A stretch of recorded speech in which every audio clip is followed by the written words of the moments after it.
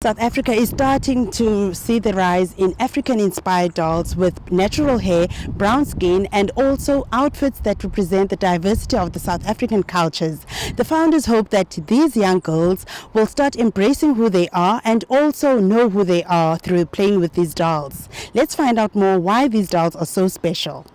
Yolanda is the founder of Luvuthando Dolls.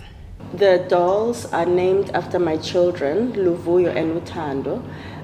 So Luvuthando is it's a combination of their names, but it also means feel the love. The inspiration behind the dolls came when I was young.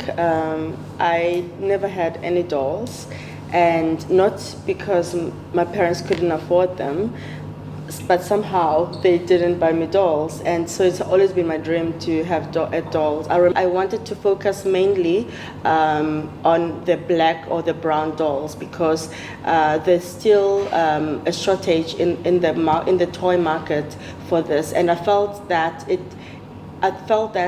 representation is important, and I felt that every child, being white, black, pink, or blue, deserves to have a different skin tone doll in their collection. The first thing they talk about is like, oh, the doll has hair like mine, or has eyes like mine, or skin tone like mine, you know, and also they love the outfits because the outfits are designed for the dolls are actually outfits that I had designed for adult clients, you know, and the fact that I also use mainly African fabrics, and so the style of the dolls is Afro chic, you know, with a touch of vintage. Each doll comes with a diary about what their career is, what they're interested in, and where they would like to travel to. Each of the dolls, they have different careers and different interests. And for instance, one of the dolls is a celebrity. She's a singer, and she already has an Instagram.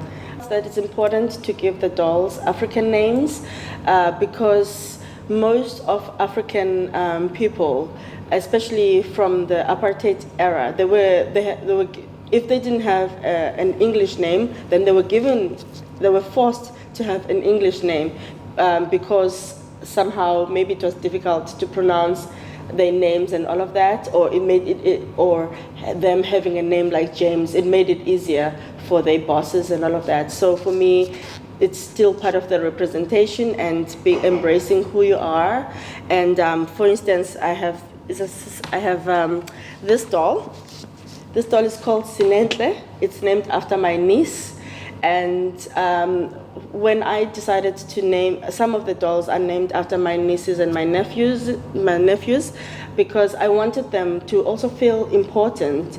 These dolls create a great space where children are encouraged to unleash their potential.